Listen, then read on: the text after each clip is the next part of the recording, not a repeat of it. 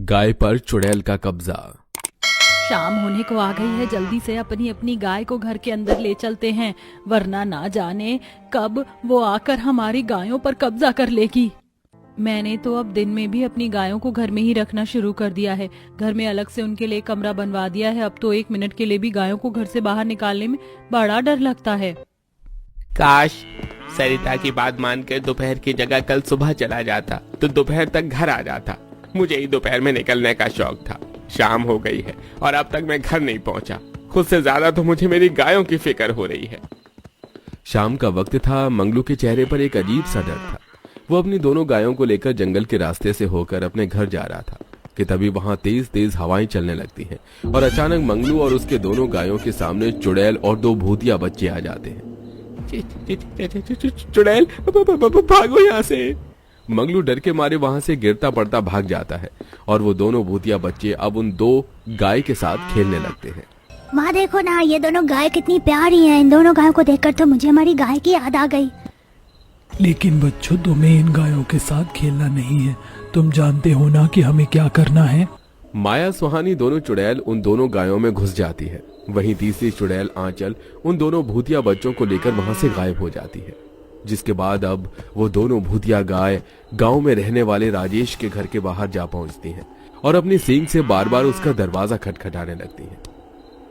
अरे कौन है इस वक्त? कौन आ गया? ठीक से सोने भी नहीं देते। राजेश जैसे ही गेट खोलता है तो वो दोनों गाय एकदम से राजेश पर हमला करके उसे नीचे गिरा देती हैं। अरे ये गाय अचानक से कहां आ गई? भागो भागो यहां से। वो दोनों गाय अपने लंबे लंबे सींग से राजेश को उठाकर पटकने लगती हैं और उनका शरीर बीच में से फाड़ देती है, जिससे राजेश की मौत हो जाती है और वो दोनों चुड़ैल उस गाय से निकलकर वहां से गायब हो जाती हैं। आकाश, ये घर तो हमारे पहले वाले घर से भी ज्यादा सुंदर है। यहाँ का आंगन भी कितना ज्यादा बड़ा है। यहाँ तो हमारी तीनों गाय और उनके बछड़े आराम से रह सकते हैं। तभी तो पूनम मैंने ये घर लिया है। चलो अंदर चलते हैं, अभी तो बहुत सारे काम करने बाकी रह गए हैं। पूनम आकाश दोनों पति पत्नी आज ही इस गांव में रहने के लिए आए थे। पूनम उन तीनों गाय और दोनों बच्चों को बाहर आंगन में बांधकर अपने पति के साथ घर में जाती हैं और घर का सामान रखने में मदद करती हैं। ऐसे ही शाम होती है और शाम होते ही फिर से सभी गांव के लोग अपने अपने गाय और बछड़ों को घर के अंदर ले जाते हैं। ये सब देख पूनम को काफी अजीब लगता है। सुनिए जी, इन सभी गांव वालों ने अपने गाय और बछड़ों को इस तरह से घर में क्यों कर लिया? लगता है यहाँ पर गायों की चोरी हो जाती है। ऐसा है तो हम भी अपनी गाय घर के अंदर ले लेते हैं। कोई हमारी गाय ले गया तो? पूनम तुम भी ना, ऐसा कुछ नहीं होगा।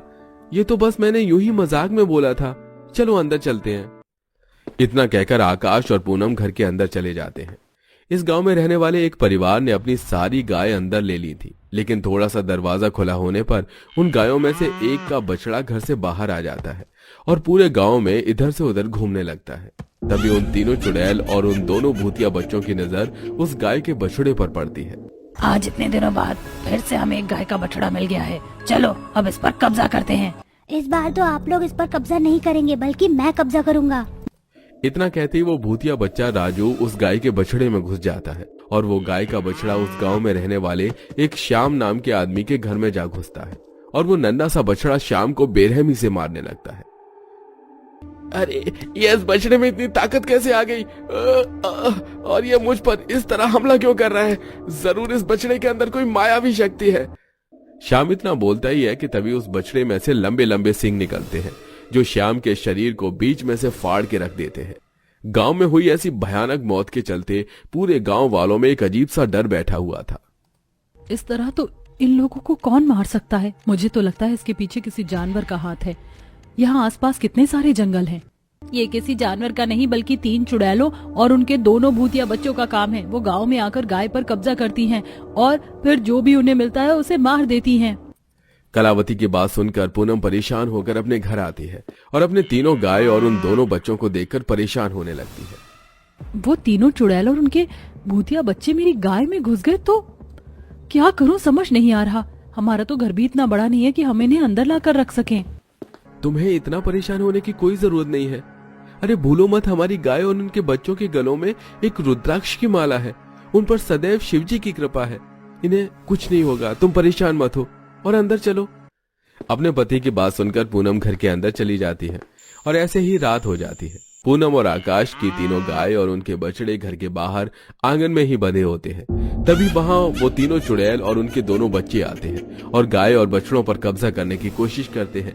लेकिन जैसे ही वो उनके पास जाते हैं तो रुद्राक्ष माला के चलते वो उन्हें छू नहीं पाते और दूर जाकर गिरते हैं। गाय के चिल्लाने की आवाज को सुनकर पूनम और आकाश अपने घर के बाहर निकलते हैं और अपने सामने उन तीनों चुड़ैल और भूतिया बच्चों को देखकर काफी ज्यादा डर जाते हैं। अरे ये तो वही तीनों चुड़ैल और उनके भूतिया बच्चे हैं।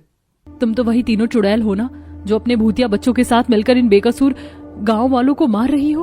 आखिर क्या मिलता है तुम्हें इन सब लोगों को मारकर? इन लोगों को मारने के लिए तो इन मासूम गायों का सहारा लेती हो। तुम्हें क्या लगता है कि ये गांव वाले बेकसूर हैं? इन्हीं लोगों ने हमारी जिंदगी छीन ली। आज जो हमारी हालत है सिर्फ इन लोगों की वजह से ही है। सुनना चाहोगी हमारी कहानी? माँ बहुत भूख लग रही है, कुछ खाने के लिए है क्या? घर में तो सब कुछ खत्म हो गया है। जब हम तीनों के पति जिंदा थे तो कम से कम मेहनत मजदूरी करके वो हमें कुछ खिला तो देते थे, लेकिन अब तो कुछ भी खाने के लिए नहीं है। नीची जाति की होने की वजह से गांव वाले भी हमें कोई काम नहीं देते। आंचल, हमारे गांव में कितनी सारी आवारा गाय घूमती हैं। अगर हम किसी एक गाय को पालें और उसका दूध निकालकर शहर ले जाकर बेचें तो हम अपनी 2 रोटी का बंदोबस्त तो कर ही लेंगे। सुहानी माया के साथ जाकर उन आवारा गाय में से एक गाय को ले आती है और पूरा परिवार मिलकर उस गाय को पालता है। वहीं दोनों बच्चे राजू और उमंग दिन भर उस गाय के साथ खेलने लगते हैं। लेकिन जैसे ये बात गांव के कुछ लोगों को पता चलती है तो वो ये बात जाकर गांव के सरपंच महेंद्र को बता देते हैं, जिसे सुन महेंद्र कुछ लोगों के साथ गुस्से से तिलमिलाते हुए उन तीनों बहू के पास आता है। तुम लोगों की इतनी हिम्मत कि नीची जाति के होकर तुम लोगों ने इन पवित्र गाय को छूकर अशुद्ध कर दिया। अब ये गाय तो इधर उधर घूमकर सारी जगह को अशुद्ध कर देगी। इससे पहले ऐसा हो इस गाय को मार देते हैं। अंधविश्वास और छोटी सोच के चलते गांव वाले मिलकर उस मासूम गाय को मार देते हैं, जिसे देख आंचल गुस्से में महेंद्र का कॉलर पकड़ लेती है। ये तूने ठीक नहीं किया, भगवान तुझे इसकी सजा जरूर देगा। तेरी इतनी हिम्मत कि छोटी जाति की होकर तूने मुझे हाथ लगाया। महेंद्र आंचल को एक जोरदार थप्पड़ मार देता है और अब सभी मिलकर तीनों बहू और उनके बच्चों को बेरहमी से डंडे से मार मार के अधमरा करके वहां से चले जाते हैं। वो सब कई दिनों तक घायल हालत में यूं ही पड़े रहते हैं, लेकिन कोई उन्हें पूछता तक नहीं है। और एक दिन उन सब की मौत हो जाती है और अब तीनों बहुएं 3 चुड़ैल और वो दोनों मासूम बच्चे भूतिया बच्चों में बदल जाते हैं और वो गाय पर कब्जा कर उन सबको मारते हैं जिन्होंने उन्हें मारा था। राजेश, श्याम की मृत्यु के बाद हम मुझे अपना ये गांव का घर बेचकर चले जाना चाहिए। जितनी जल्दी हो सके उतनी जल्दी ये सब करना होगा।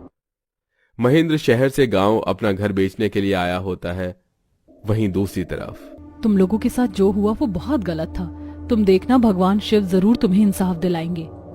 भगवान हमारी क्या ही मदद करेगा? तब तो उन्होंने हमारी मदद की नहीं जब हम तड़प तड़प के मर रहे थे। आंचल इतना बोल ही रही होती है कि तभी उन तीनों गाय और उन दोनों बच्चों के गले में जो रुद्राक्ष की माला थी वो अचानक गायब हो जाती है, जिसे देख लगता है भगवान शिव ने तुम्हारी पुकार सुन ली। पूनम के इतना कहते ही वो तीनों चुड़ैल और उसके दोनों भूतिया बच्चे उन गाय और उन बछड़ों में घुस जाते हैं और सीधा महेंद्र के पास जा पहुंचते हैं, जहां वो अपने सींग से महेंद्र को उठा उठा कर पटक रहे थे। महेंद्र का पूरा शरीर खून से लथपथ हो चुका था। मुझे छोड़ दो, अरे मुझे छोड़ दो, मत मारो, मुझसे गलती हो गई। महेंद्र के गिड़गिड़ाने पर भी वो तीनों गाय और दोनों बछड़े नहीं रुकते और महेंद्र को जान से मार देते हैं। महेंद्र की मौत के बाद वो तीनों चुड़ैल और दोनों भूतिया बच्चे उन गाय और बछड़ों में से निकलते हैं और आखिरकार उनको मुक्ति मिल जाती है और इस बदले की कहानी यहीं खत्म होती है।